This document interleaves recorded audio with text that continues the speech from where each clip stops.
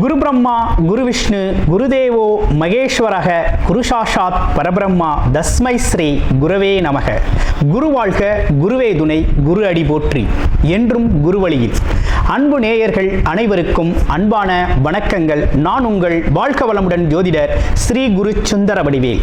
இப்போ பார்த்தீங்கன்னா ஜூலை மாதம் 2024 இந்த ஜூலை மாத பலாபலன்கள் ஒவ்வொரு ராசிக்கும் எப்படி இருக்கும், என்ன செய்யலாம், என்ன செய்யக்கூடாது, என்ன விதமான வழிபாடுகள் உகந்ததாக இருக்கும், நட்சத்திர பலன்கள் எப்படி இருக்குது அப்படிங்கிறதை பற்றி ஒரு முழுமையாக நம்ம பார்க்க இருக்கிறோம். அந்த வகையில் பார்த்தீங்க அப்படின்னா நமது சேனல் வாயிலாக பார்த்தீங்கன்னா நல்ல சப்ஸ்கிரைபர் பண்ணியிருக்கீங்க. அடிக்கடி நல்ல கமெண்ட்ஸ், அடுத்தடுத்த பதிவுகள் நல்ல கமெண்ட்ஸ் அப்படிங்கிறது நிறைய பேர் கொடுத்துருக்கீங்க.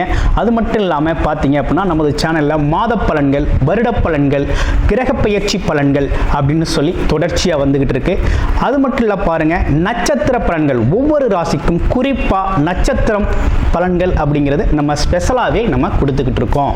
அப்போ முழுமையாக நம்ம இந்த வீடியோவை தொடர்ச்சியாக பார்க்கையில் இந்த மாதத்திற்கான விஷயங்கள் எப்படி இருக்கு, நம்மளுடைய ராசிக்கு எந்தெந்த விஷயத்தில் எந்த அளவுக்கு கவனம் எடுத்துக்கலாம் அப்படிங்கிறதை பற்றி ஒரு முழுமையான விழிப்புணர்வு அப்படிங்கிறத நீங்கள் தாராளமாக இழுத்துக்கொள்ள முடியும்.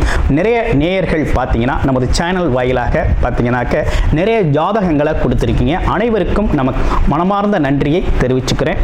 இப்போ உங்களுக்கு குறிப்பாக உங்களுடைய பிறப்பு ஜாதகத்தின் அடிப்படையில் நீங்கள் உங்களுடைய ஜாதகத்தை பார்க்கணும் அப்படின்னு விருப்பப்பட்டீங்க அப்படின்னா டிஸ்பிளேல தர நம்பருக்கு கால் பண்ணி நீங்கள் புக் பண்ணிக்கலாம். அது மட்டும் இல்லாமல் வாட்ஸ்அப் மூலமாக மெசேஜும் பண்ணி உங்களுடைய ஜாதகங்களை பார்க்குறதுக்கு நீங்கள் புக் பண்ணி பார்த்துக்கலாம்.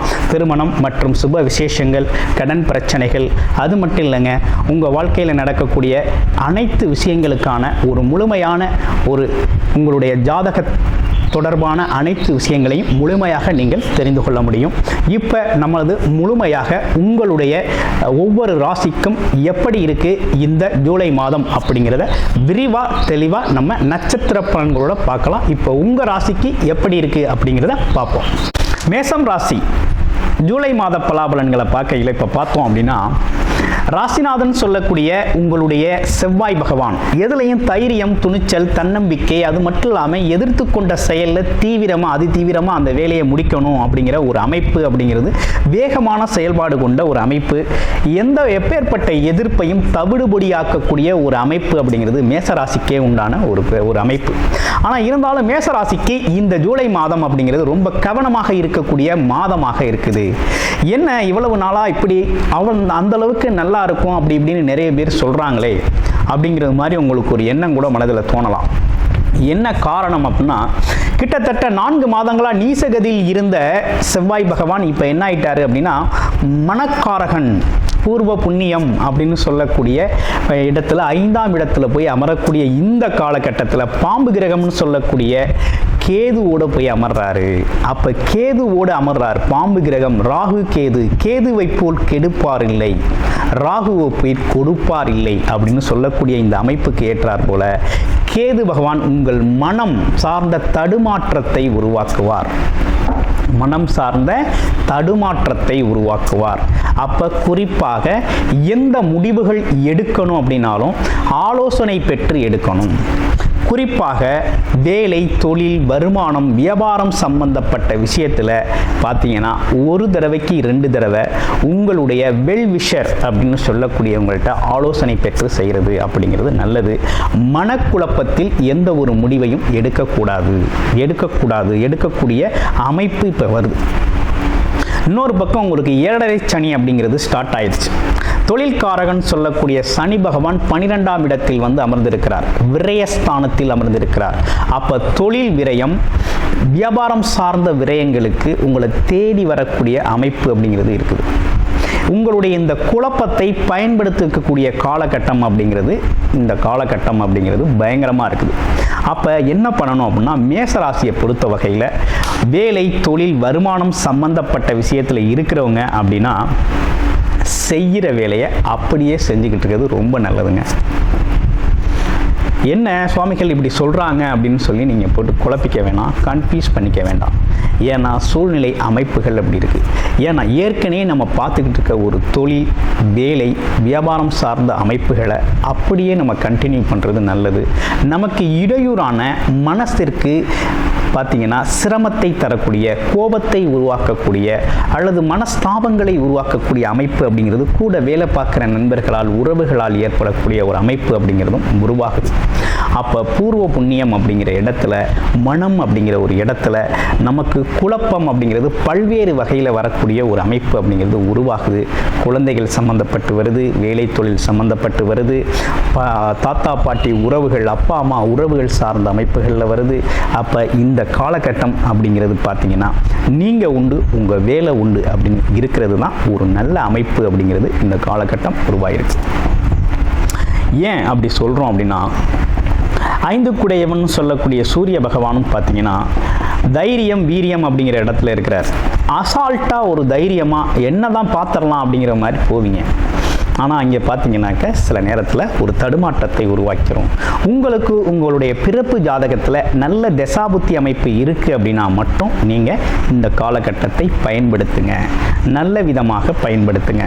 வேலை, தொழில், வியாபாரத்துக்கு ஒரு புது முதலீடு செய்கிறது, புது தொழில் தொடங்குறது, ஆமாம் தொழில் சார்ந்த அமைப்புகளில் அடுத்த கட்டத்துக்கு மூவ் ஆகிறது அப்படிங்கிற ஒரு விஷயத்தை செய்யலாம்.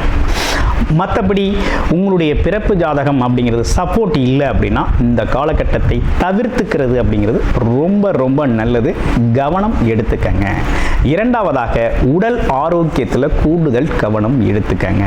உடல் ஆரோக்கியம் அப்படிங்கிறது கூடுதல் கவனம். அதுவும் பார்த்தீங்கன்னா 30 வயதுக்கு மேற்பட்டவர்களுக்கெல்லாம் பார்த்தீங்கன்னாக்க தொழில் சார்ந்த அமைப்புகள் அப்படிங்கிற விஷயத்தில் அதீத ஆர்வத்தை கொடுக்கக்கூடிய காலகட்டம் இந்த காலகட்டம்.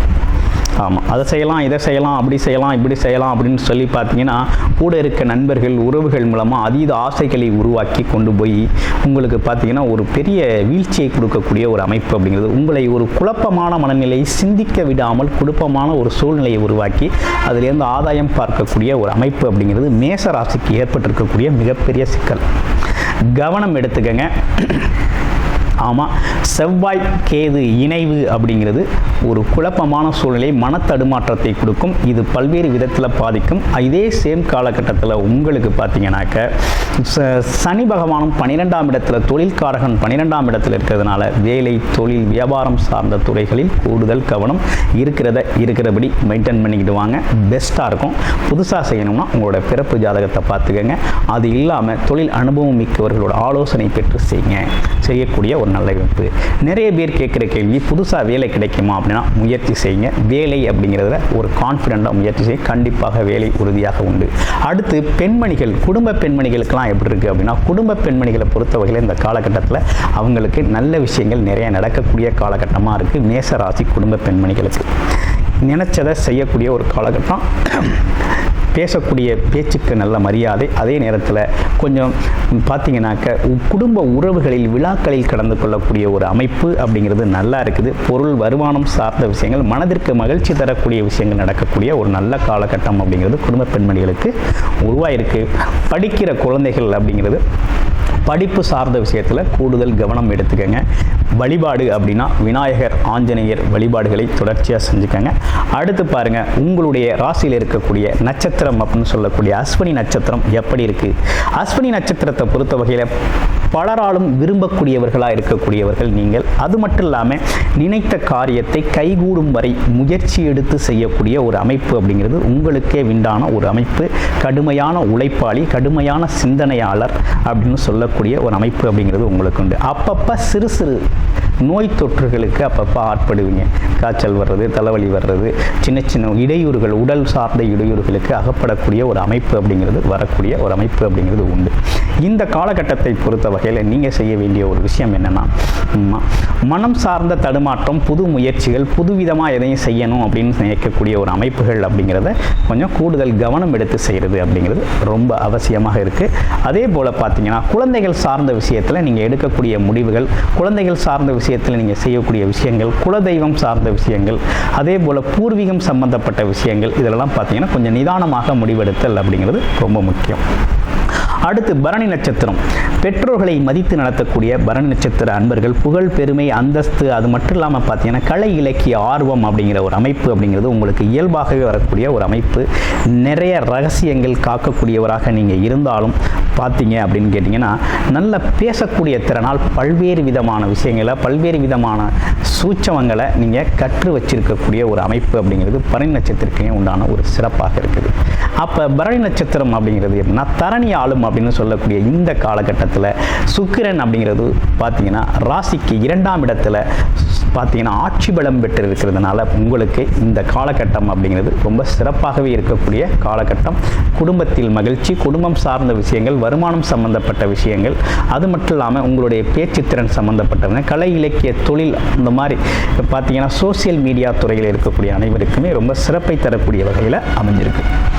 அடுத்து கார்த்திகை நட்சத்திரம் பார்த்தீங்கன்னா பல்வேறு சாஸ்திர ஞானங்கள் பெறக்கூடிய ஒரு அமைப்பு. அது மட்டும் இல்லாமல் நல்ல கல்வித்திறன், நிலைத்த ஒரு தன்மை, எதுலேயும் பார்த்தீங்கன்னாக்க நிர்வாக அமைப்புகள் அப்படிங்கிறதுல ரொம்ப தெளிவாக முடிவெடுத்து செய்யக்கூடிய ஒரு அமைப்பு அப்படிங்கிறது கார்த்திகை நட்சத்திரத்துக்கே உண்டான ஒரு சிறப்பாக இருக்குது.